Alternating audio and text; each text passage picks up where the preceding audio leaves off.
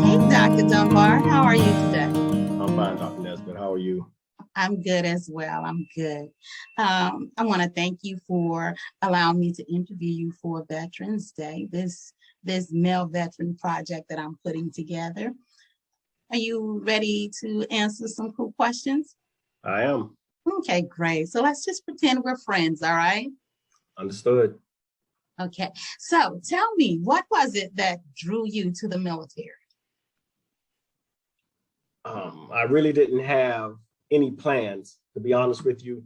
So I took the ASVAB and I thought I wasn't going to the Air Force. So they said I got an A, but they made me take it over. And then I got I think a higher grade.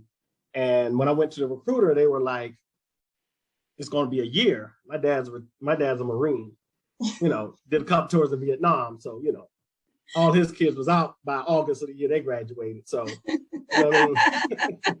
You My had to brother and go? I graduated in June. I think he went in July, I went in August, and both my sisters were in college by August.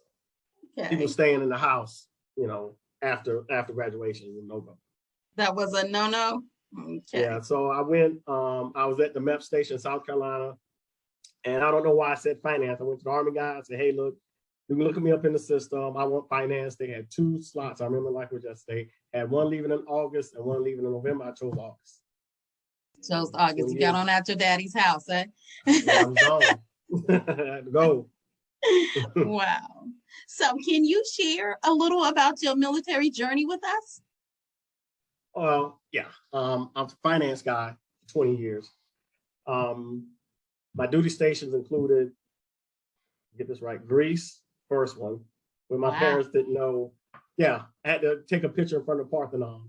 And then they sent me to Italy after that. And then Fort Sill, Fort Bragg, Korea. I was a finance instructor for 3 years. Went to Germany for 2 tours, and then Fort Drum, and that rounded out about 20 years. Wow. So you said a finance instructor? Yeah, I was a finance core instructor at Schoolhouse, writer, developer. And I also went around evaluating reserve unit finance officers. Okay, wow. So out of all those duty stations, what did you enjoy the most? I have to say, probably Fort Bragg. And I say that because it was a close unit. We were really, and it was fun to go to work every day. Okay. It was, even though it was hard training for those 4 years, it was just fun. We had fun. And we really enjoyed working with one another. So that was, I'm not gonna say the most fun. The most fun was probably Italy, but we were really close. I'll say Italy and Fort Bragg, just the closest of the unit, because you spend, 10 to 12 hours a day with those people. So 10 to 12 hours. So as a member of the military, can you share with me maybe some barriers or some challenges or restrictions, that contribute to your current level of resiliency? Well, it's always mission first. So a lot of people, I'm understanding this as a civilian, that a lot of people, when they get an obstacle, they kind of get frazzled quick. And in the military, you just got to keep going until it's done. So we don't want to hear a whole lot of, you have to really calm down as a civilian coming out the military. Because, it's a lot of crying and whining and stuff like that. And you're just like, man, do your job. Just do your job.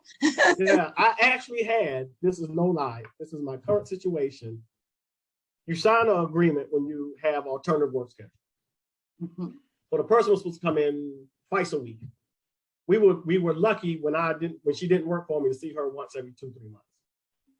When I was forcing her to abide by that agreement, she wanted to go to EO. Oh. Imagine that. Yes. And this person was making $150,000 a year. And wanted to work it like she wanted to work it. Yes. And I was just like, so, yeah. So, but you have to understand, also teach human resources. So I had to kind of pick my battles. And now she's kind of, then the whole COVID situation and everybody was working from home. So that kind of took care of itself. That took care of itself.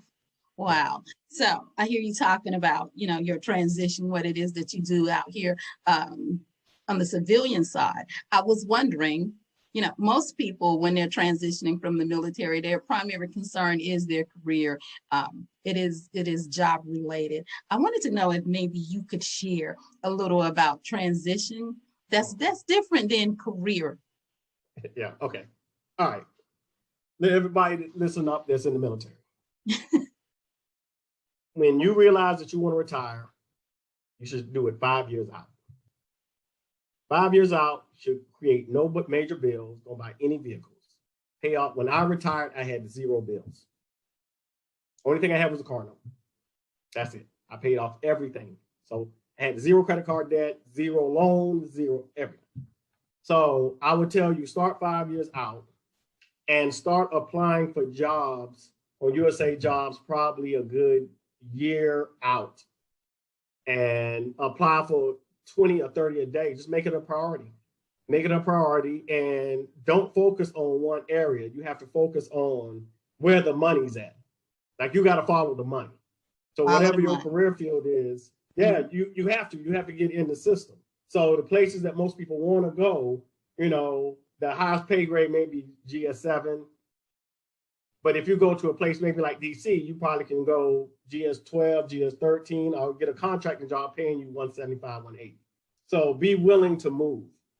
Start Okay. planning out 5 years. Within those 5 years of paying off your bills, get your certificates and finish your education. And then about a year out, start applying for jobs. I was able to, before I started clearing, I had a job at the Pentagon as a GS12. Said I was ready. Yeah. Before I started clearing, I had my job already locked in. Okay. So, Dr. Dunbar, other than career wise,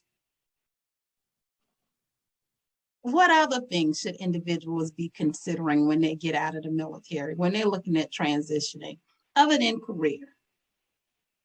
Look at your family's needs. Okay.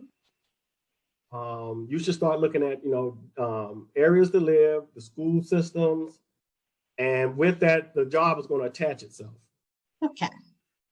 So when you go to places that don't like pay maybe the most, you're talking about, school systems that's lacking and education that's lacking, and that's going to carry on. So you may have to. Some people go to DC, the Northern Virginia area, because of the school systems are good, really good school systems, and they can go make that money, until the kids graduate high school, and then you can come down south after you get them into a decent school system. I've seen people come to other places and the school system is just poor, and the kids suffer from that. So just take a look at your family needs, and also you have a lot of great spouses out there that have put their careers to the side. So within that 5, that person can start, getting reaffiliated with, their career, their industry. So maybe they can take some of that burden off of you when it's time for you to retire. So you're not out there trying to have to do everything, because a lot of people I've seen so many of my fellow retirees have heart attacks because they wasn't prepared. You retired, you're basically living off a third of what you're getting, and you still have house, car, credit card bills, loans, and you have a lot of debt, and that's a lot of pressure, because you're not going to make, in most people, I was fortunate, but you're not going to make out in most areas what you make while you was in the military. So and that's why I stress getting your finances in order. And if you have some help, if your wife wants to go, or husband wants to get some type of certification or whatever, let them, because you're going to need some help during that transition. And the closer you get to retiring and you didn't plan, the harder it's going to be. I really like that you expressed, that you are making great money when you are in the military. You often hear, oh, I'm not making no money in the military. I'm glad that you share that you are really making, exceptional money while you're in the military. And I'm also glad that you spoke about individuals submitting 20, 30 resumes per day, that looking for a position is a full-time job. Yeah, so yes. It doesn't get easy. That 2 or 3 does not get it. Excuse me, doctor. I submitted, I think it was 196 job applications on USA Jobs. Wow, that's a lot. I I mean, anything that I thought I was remotely qualified for, I was applying for. So I when was you up every night. transition, Go ahead. did you get a position in finance when you transitioned? I heard you say that you was applying for some of everything you Oh, thought you yeah. I was at qualified the for. Pentagon in the Army Budget Office. Okay, Pentagon. Yeah, Army I was in Budget the Army Office. Budget Office. Yeah, I was good. And I will say this, the military, the world is small, the military even smaller. So try not to burn bridges, because here's what happened to me. I applied for the job and I got a phone call right before the interview, the telephone interview. I was at Fort Drum. Is this Sergeant First Class Number that was at Fort Jackson? I'm like, yes, who is this? It was a specialist that worked in the finance office, that she was now a civilian in GS-13. Okay. So I went through it. She gave me some pointers. I mean, out of the blue. So gave me some pointers. So I ended up getting the job. I go on my first day. They were like, do you know so and so? She made I said, no, I know a colonel. It was my former brigade commander in Germany that was now a 2-star general. And she selected me. And she selected you. Don't burn bridges. Don't burn them. Don't burn them. I can tell you this. There was a situation when she was the commander between her sergeant major and I that I could have really just been unprofessional, but I chose not to. And I think because of the way that I handled myself, that she's like, okay, you know. So sometimes you get put in a situation, just be cool hand loop. Don't ever, because had I did what some people told me I should have done, then my whole narrative would have been changed. The narrative would be different. The narrative would be different. Yes. Yes. So, Dr. Dunbar, I'd like to talk to you a little about growth journey, about the different things that you have been doing since you've been out of the military. I'd like to talk to you about like the map of life, where you are on this map of life when it comes to elements and concepts such as education and career and spirituality, maybe some recreation, family. Okay. Are any of those subjects off the table? No, it's fair. It's fair. Yeah. So if you don't mind, you are Dr. Dunbar. So could you share with these wonderful people, what was it that made you seek a terminal degree? I'm going to be honest with you. It's called GI Bill, and I wasn't going to let it go to waste. That's why I'm being honest. Yeah, my daughter, she was in school and she wasn't doing, a whole lot. So I said, well, it was bad. So she stopped going, and I was just like, I didn't realize I had Montgomery GI Bill, and then I didn't know I had post 9/11. So I was able to finish it. I just wasn't going to leave any money on the table. The goal was to not leave any money on the table. Yeah, it's too many of us veterans leaving money on the table, and I wasn't going to be one of them. You weren't going to be one of them. So talk to me about how you use that terminal degree to help change families, help change communities. How do you use that terminal degree? Well, I think there's a lot of people that look like me that's not used to people like me. So, and in the military, you gain a lot of experience. So I like, no matter what course I teach, I try to put the course content into real life perspectives. And especially I'm a chair for a PhD student. And I think I just make things clearer. The military also teaches you how to make things simple. Keep it simple, stupid, and that's what I try to do. Don't complicate things. Don't make a mountain out of a molehill. Keep it in a molehill and let's move forward. So I like teaching and giving my experience to people that can extend their breadth of knowledge and just help them grow. I like that. I like hearing that. Do you believe that this is an undertaking that other veterans should probably embrace? Why not, if it's free? So you got a free doctorate. Yes. Free. All you have to do is invest the time. You invest in yourself. Only thing you're investing is the time. You are not a genius as a doctor. You just have wherewithal and perseverance. That's all education is. That's all success is in life. It's just having perseverance. Say That's it it. one more time. Tell me one more time. What is education Success in about? life is based on perseverance. That's all it is. There's people way better at math and way better at this and way better than that. I just have perseverance. And people that are successful, they just persevere. They failed a whole lot of times and they just keep getting back up, knocked down, getting back up, knocked down. Eventually, you're going to get to where you need to be too. Get to where you need to be. Yeah, it's just perseverance. Stop crying. Stop thinking someone's going to feel sorry for you because no one is. And if they do feel sorry for you, they want to keep you down where they're at. So you don't need a whole bunch of people patting you on your back and, oh, give me a hug. You need to get off your butt, wipe them tears away, and stand up and keep moving forward. You just have to. Keep it moving. He said keep it moving. Yeah, you have to. So in keeping it moving, I want to talk to you a little more. Since you transitioned from the military, share with us, the civilian positions and responsibilities that you've held. Okay. I know you got a lot going on. You've done a lot. So share with our good folks. I'll just say at the Pentagon, I was in charge.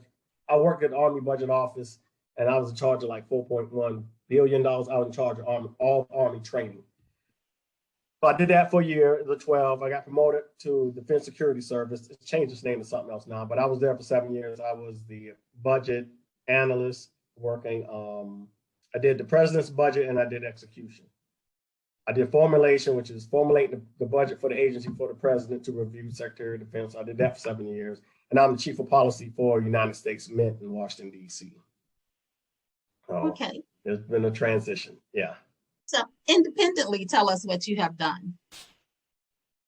I wrote a book based on my scholarly work, dissertation, opened my own business. And they're all great experiences. But one thing about opening up your own business is tough. It's tough. It's a lot of work. It's a lot of hours. So you have to be willing to sacrifice those hours, especially when it's just based off of your skill or another person's skill set. That's a lot. It's a lot. I realized that's something that either I wanted to do or I didn't want to do. So my goal was either the business pop off or the instructing kicks in. I had to kind of know which one, and it ended up being the instructing because it comes easy to me.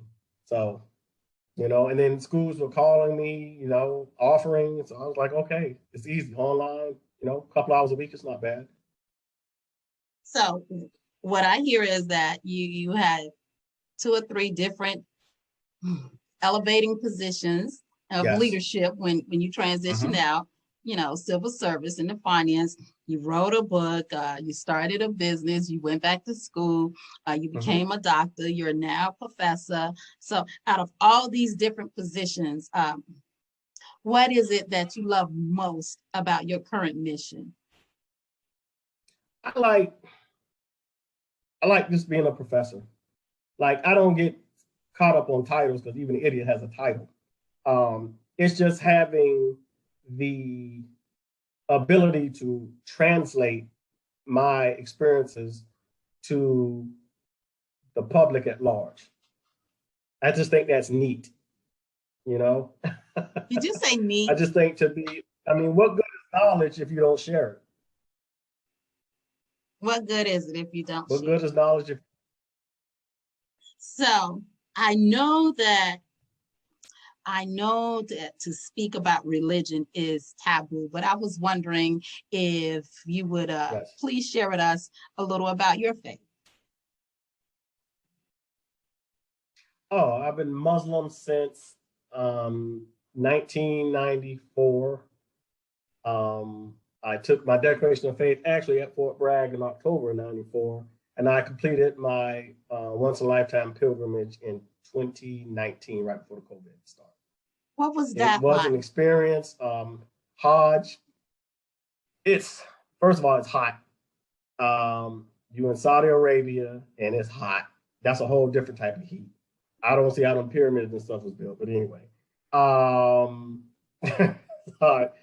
it's Hajj it's actually just 5 days, but you're over there probably for a good 2 weeks because you do the Umrah, which is a lesser Hajj, then you do Hajj. And it's just a succession of events, but it's very tiring. You're not going to sleep much. and you're always doing something, moving every day, doing something. So it's very draining, and it's something that you can't really describe. I think as you get further away from it, then you can go in a little bit more detail. But when people ask me about it, I just can't. How was it? Like it's hard to describe. You know, being when you've seen pictures of the Kabbalah little building, Yes. to actually walk around that and you see 2 to 3 million people doing the same thing, and then you look at the TV, they have closed circuit TV. Like that place is full at 4 o'clock in the morning. I took a picture there doing morning prayer, and someone thought it was a rug because it was that many people. They thought it was like a rug. Oh, that a picture of a rug? I'm like, no, those are people at 4 o'clock in the morning. Dedication. So just to see that these people come from all over the world. One lady saved for 26 years to do Hajj. You see people in their 90s, they put them in wheelchairs and have people, circle the Kaaba. So you just see the dedication, and you know that you're part of something great, and everyone's not going to go. Because Mecca only holds 2 to 3 million a year, and it's over 1.7 billion Muslims. So if you do the math on that, everyone's not going to get a chance to go. It's just not. Do the math. Do the math. Everybody don't get to go. Yeah, just do the math. No, there's no way. It's impossible.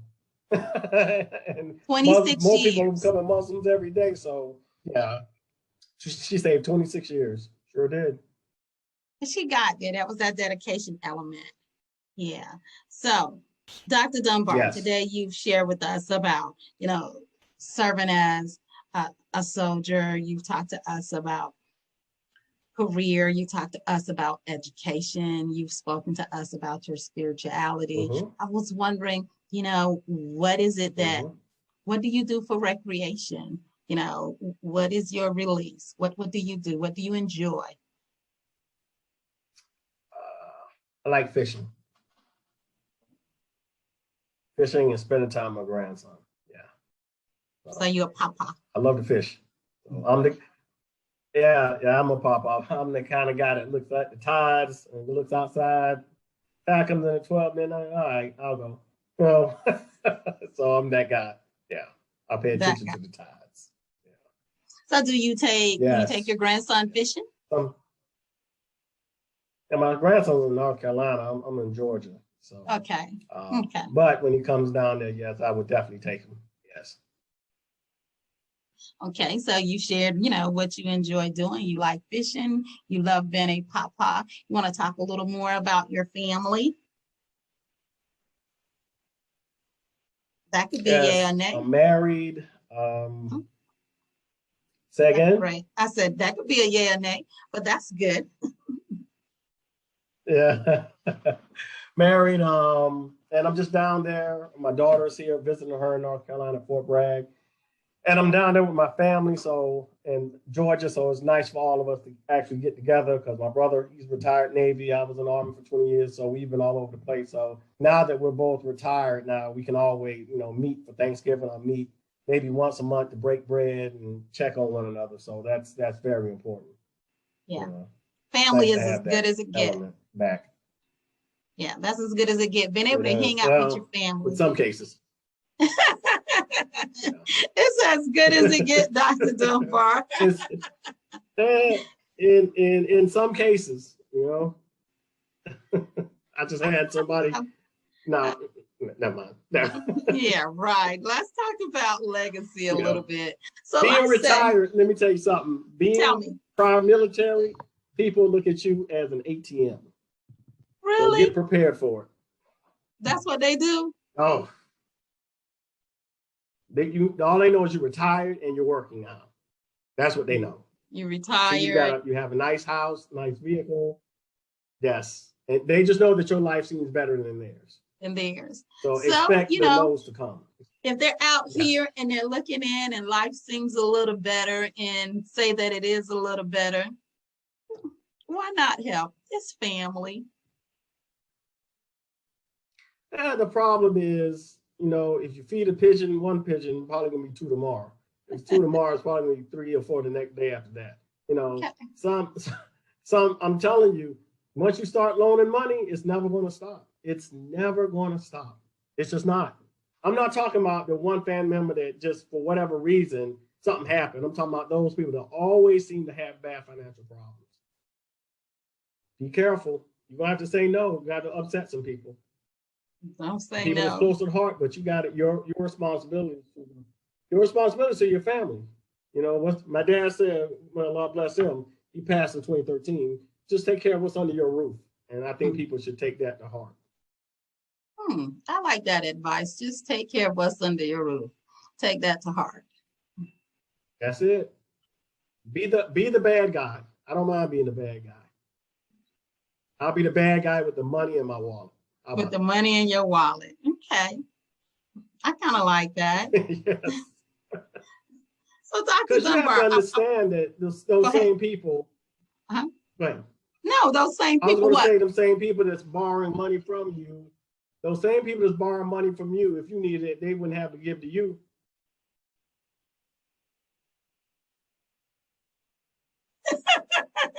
So I'm trying to keep from smiling and laughing over here because it sounds like you look tight on the dollar, Dr. Dunbar. Yeah.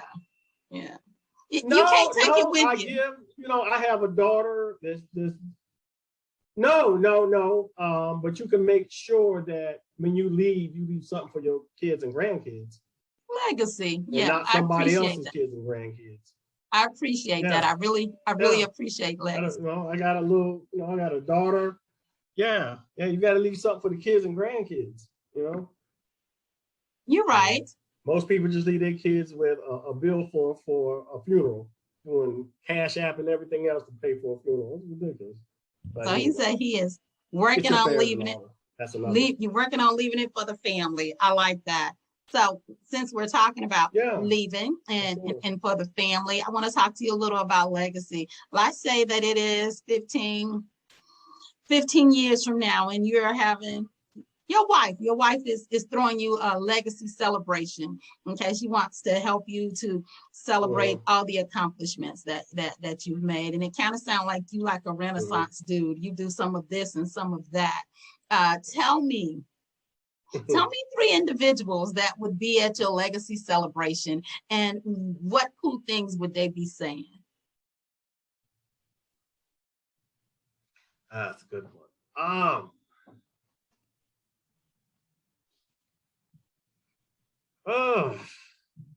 That's a really good one.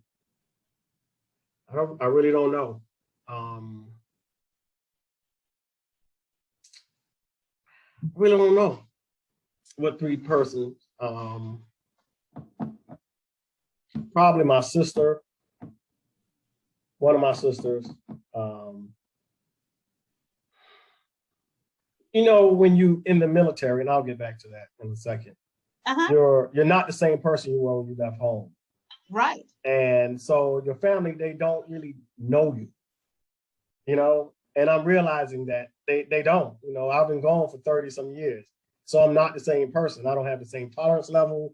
And a lot of people that stay in the same place, same city, same place in life, they really haven't moved on. They kind of stayed in that static moment in time where you have done this, and this. So your vantage point on things is just different. And that's what I've realized. So if I had to pick, that's a tough one.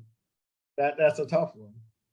I don't know. I think I've done such an array of things that I don't know if there's one person or 2 or 3 people that can capture it. I'd have to pick up pieces from those journeys. And some of those journeys were so long ago that it would be hard for someone to kind of narrate those specific moments in that time. So I can't really say. My sister and I don't know. That's a tough one. That's a tough one. I don't know if I because every person had a specific point in time that there was at a specific point in time in my life. So I don't know if I've had anyone that was with me throughout the whole journey. So Dr. Dunbar, I'm gonna make it easier for you. They don't have to be. Okay. Yeah, they don't have to be. Maybe somebody that you knew when you were young. That person.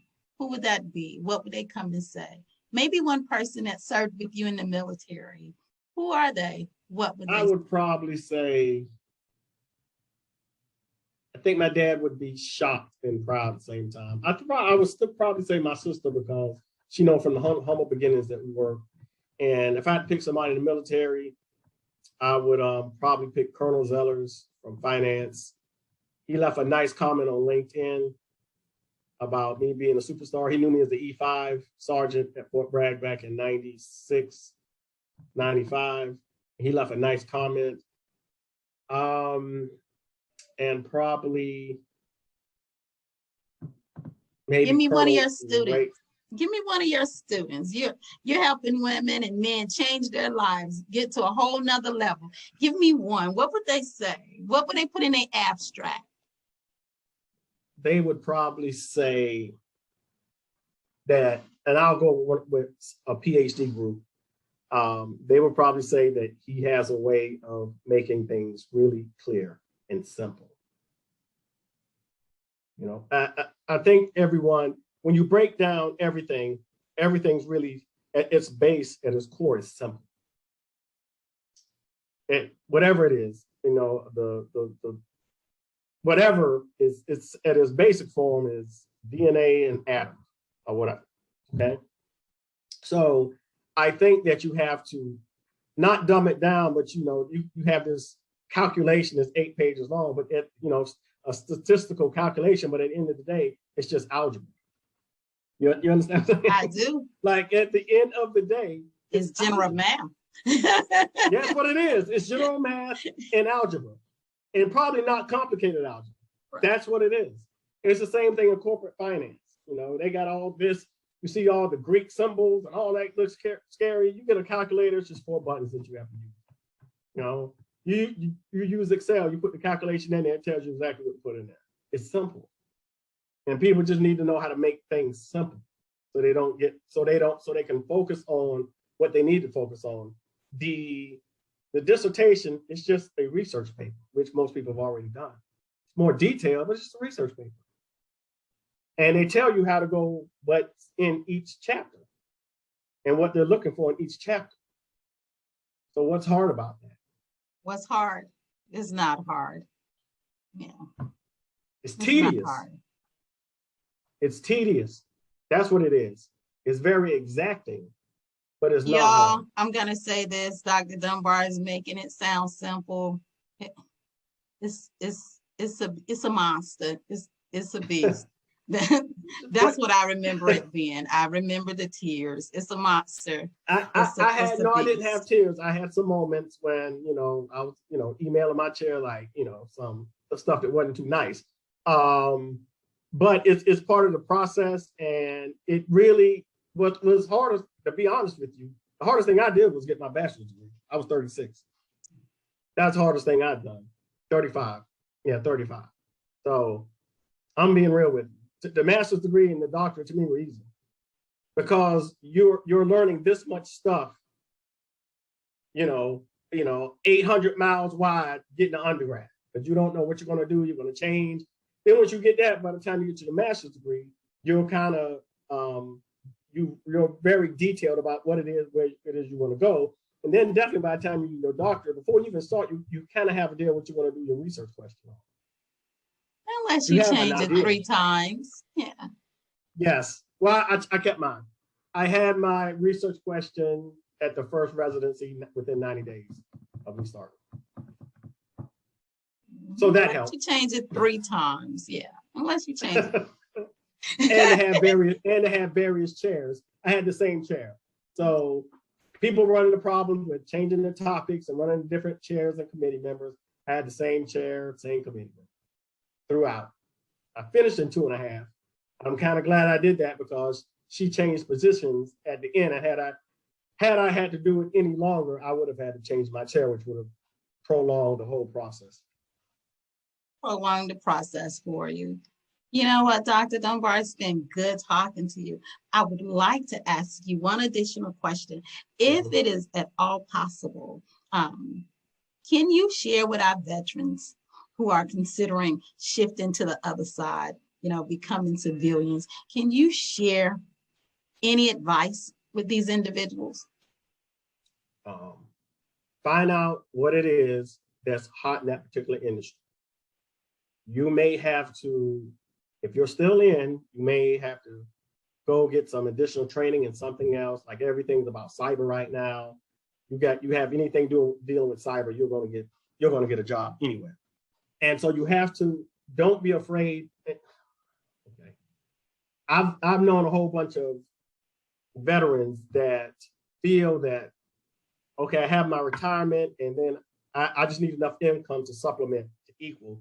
You have 20 some years of experience and training, you should make way more money after you retire. Like that whole idea of supplementation didn't make any sense to me. I have 20 years of finance with MBA. When I got out, I should make more money. And I did make more money when I got out. And that's the way everybody should think. But you have to start at that 5-year point. Get your education, get your certifications, start talking to people, put some feelers out there for jobs. You know, get with somebody to help you write your resume on USA Jobs. You can't wait until you're 90 days out. And the assistance that they give you when you retire, you know, that 2 weeks is nonsense. It's not going to help you. It's not going to help you. No, it's not going to help you. You know, get with somebody in personnel, get with somebody that's a civilian and say, hey, can you help me with my resume? And that's what they'll do. They maybe give you theirs and you just fill in the blank, have someone look at it, and then start doing testers.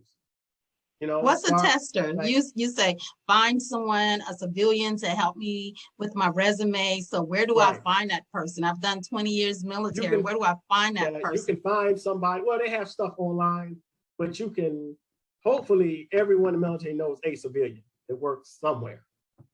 And if you don't, ask a colleague or a friend, do they know anyone that's a civilian that can help them out? You can reach out to most people and they know someone. They can say, hey man, here you go, here's mine. Or you can find somebody that was retired, when your Army buddies that got out, that's in the industry you want to be in, and that person will help you out. And when I say feelers, kind of put a feeler out, a couple of feelers, just sending out, applying for a couple of jobs, just to see if you're getting any hits. Okay. You know, if you put your resume out there 10 times, you get no hits, then you got to kind of tweak it. And also your resume for that particular job needs to have some elements of that announcement. That job that's out there on USA Jobs, you need to read it. And some of those elements, because they go by those keywords, needs to be on your resume. So I would say have one resume that's inclusive of several jobs based on your experience, and I think you should be good. But don't be afraid to move. Don't be afraid to move. If you're in, like some people say, okay, I'm in Georgia, I want to stay at Fort Stewart. There's no jobs at Fort Stewart. I'm being real. They're not there. They said they're not there. There are no jobs at Fort Stewart. It's not a whole, I mean, these people are retiring after 20, 30 years of GS5. Wow. Yeah. Wow. Like those jobs are tight. Yeah. Same at Fort Gordon, Fort Bragg. Fort Bragg's a little bit bigger, but you really have to go. You know, you really have to go. You may have to pack up and move and say, okay, I want to go to whatever, make more money, you know, for maybe 10 years, you know, plan it that way, you know, save up the money. And then maybe 10 or 15 years later, you can come back home and really retire. So it takes some planning. Yeah, it takes some planning. Do you plan to really retire? Yeah, well, I'm just going to teach. Maybe looking at maybe next year being my last full year. Okay, next year being your last full year. So, Dr. Dunbar. And let me say one thing. Go ahead, say it. Gentlemen, ladies and gentlemen, before you get out, get you a retirement physical. Whatever is wrong with you, put it down while you're on active duty. Because when you go to VA, if you say, well, I just didn't complain about it, it's not going to be service connected. They're not going to give you anything for it. And when you get out, go straight to a VA and go ahead and get your paperwork done. Go ahead and turn in your paperwork as soon as you get out. You can even go before you get out. They'll review it and they won't submit it until I think 90 days after you retire or something like that. Don't quote me on that, but it's something like that. Explain that again, Dr. Dunbar. Explain that element again. Okay. everyone after a certain amount of time in the military, they have some issues, especially with the deployments and stuff. So whatever's wrong with you, this whole notion of there's nothing wrong with me, I'm fine, yeah, probably something is wrong. So go get your physical. If you got to go see a psychiatrist, a psychologist, say I'm having some problem. Put all that in your file, because when you go to your first VA doctor, they're going to go from head to toe.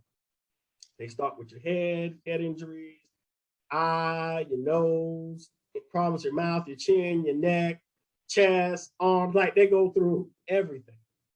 And you need to be forthcoming when you're having that conversation. Because if they can't link what you're saying to a service injury, active duty injury, it's going to be almost impossible to get that claim. And some people really need help. Like some people really need that help, because some people they can't manage sometimes on the outside world. So you're going to need that income to, it is what it is. So I'll tell everybody, don't be too proud to get help. Get help. There's people in jail right now because they didn't get help. There's a lot of service members in jail, but they just didn't get help. And they should be getting help, not be in jail. They should be getting help. They should not be in jail. They should not be in jail. Nope. You hear that? It is okay to get help. Okay. So Dr. Dunbar, today you shared with us, you talked to us about education, you talked to us about career, spirituality, you talked to us about family, recreation. You gave us a little advice about how to transition out, how to get that disability started.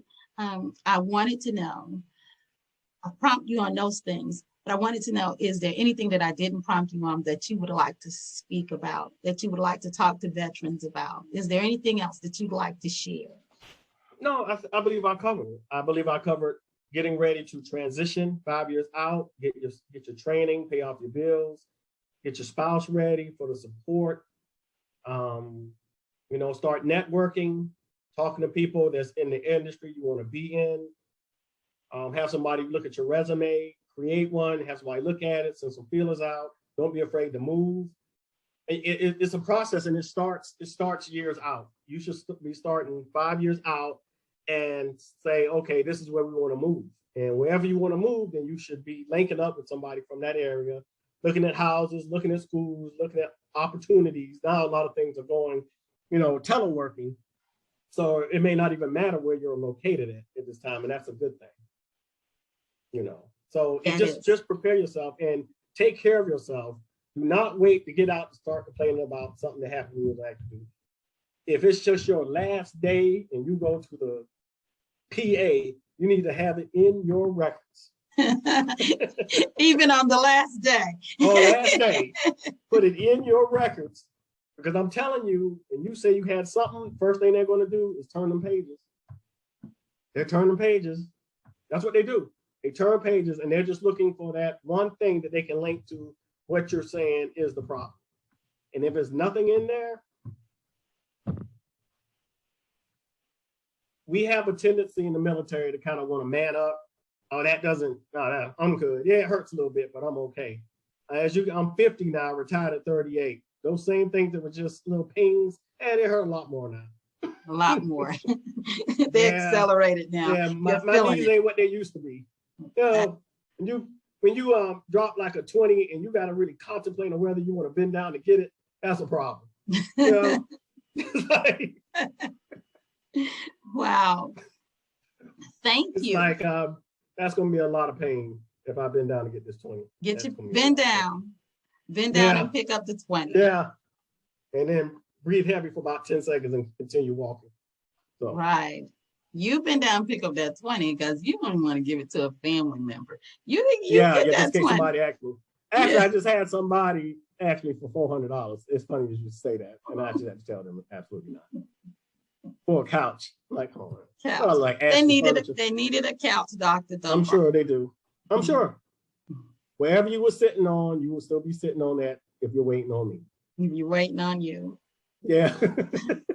Dr. Dunbar, I thank you for talking to me like we are old friends. I enjoyed the conversation and So have I. I appreciate you. Okay.